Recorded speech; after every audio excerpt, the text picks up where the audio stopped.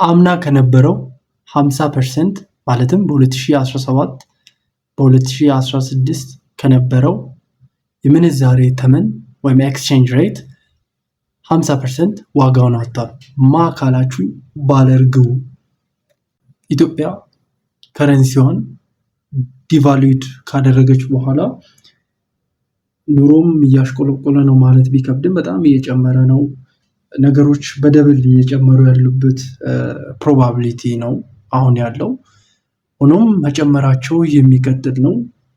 ያው ፍሎቲንግ ነፃ ገበያ ወይም ፍሪ ማርኬት እንደመከተለው ሀገሪቱ የተለያዩ ያው የመግዛት የገንዘባችን ወይም የብራችን የመግዛት አቅም በቀነሰ ቁጥር እቃዎች እየጨመሩ የኑሮ ውድነቱም እየጨመረ የኑሮ ውድነቱም እየተወደደ እየጨመረ ይሄዳል።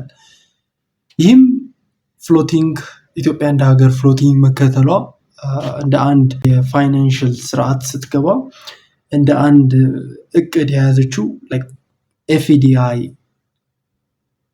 አትራክት ለማድረግ ማለትም ኤፍዲአይ ስንል ፎሪን ዳይሬክት ኢንቨስትመንት ነው። ሆኖም ግን እኛን በተለይ ኢምፕሎይ ግሩፖችን በጣም ይጎዳል። አሁን የምነግራችሁ 3 ፕሮቲፖች ናቸው። ያ ማለት ከዚህ እንዴት አድርገን ነው ሪከቨር የምናደርገው? ናውዴስ ዳላር በባንክ ከ150 ብር በላይ እየተመነዘረ ነው ኤክስቼንጅ ሬቱ።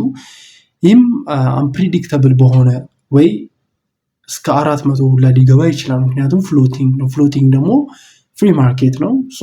የሚወስነው ያለው የዶላር ሰፕላይ አጌንስት ብር ነው በኢኮኖሚክስ ስናሰላው ማለት ነው።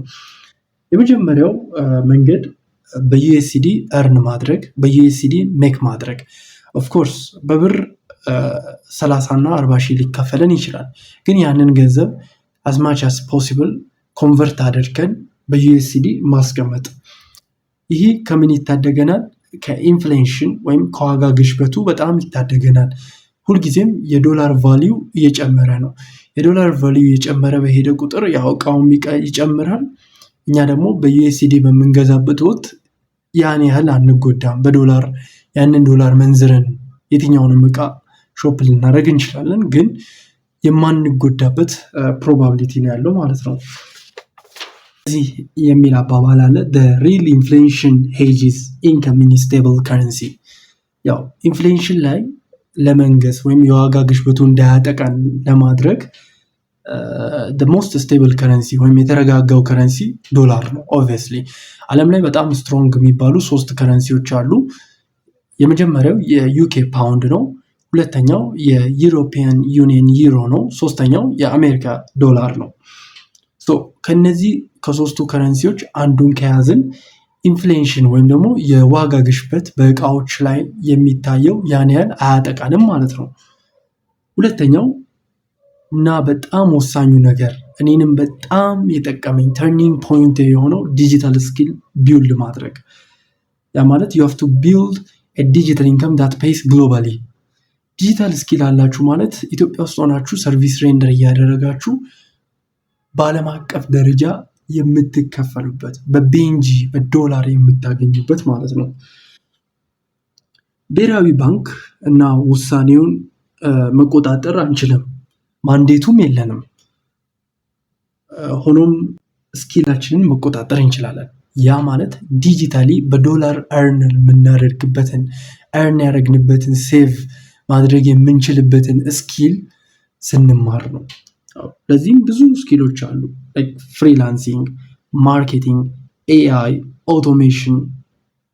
ምንጊዜም ይህንን ነገር አትርሱ። ግሎባል ስኪል ኢኳልስ ግሎባል ከረንሲ። አንድ ዌብ ዴቨሎፐር ፍሪላንስድ የሆነ አፕወርክ ላይ የሚገርም ፕሮፋይል ያለው ኢትዮጵያ ውስጥም ሆነ ኢትዮጵያ ውስጥ በየትኛውም የሀገሪቱ ክፍል ጋምቤላ በሉት wherever አዲስ አበባ በሉት ሐዋሳ በሉት የትም በሉት ጎንደር በሉት እዛ ላይ ሆኖ based regardless of the location የሱ home base የትም ሊሆን ይችላል። አንድ ኢንተርኔት እና ፒሲ ካለው እንዲሁም ደግሞ የኮዲንግ ስኪል ካለው እዚህ ሆኖ አሪፍ የአፕወርክ ፕሮፋይል ሴትአፕ አድርጎ ዓለም አቀፍ ክላይንቶችን ሰርቭ ማድረግ ይችላል። ለዓለም አቀፍ ክላይንቶች ሰርቪሱ ሬንደር ማድረግ ይችላል። አገልግሎቱን መስጠት ይችላል።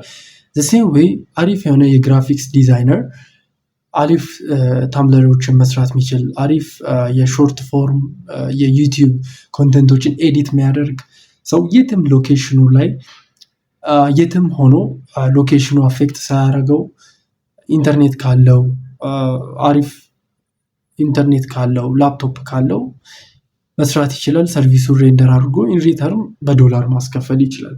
ስለዚህ እኚህን ነገሮች መርሳት የለብንም። ሶስተኛውና የመጨረሻው ከዛ በፊት ግን ለአምጪው እንዲከፈል ህሊናዎት ያስገድዳልና ሰብስክራይብ ፕላስ ላይክ ሼር አድርጎ ሀሳብ አስተያየታችን ደግሞ ኮሜንት ሴክሽን ላይ ያስቀምጡልን።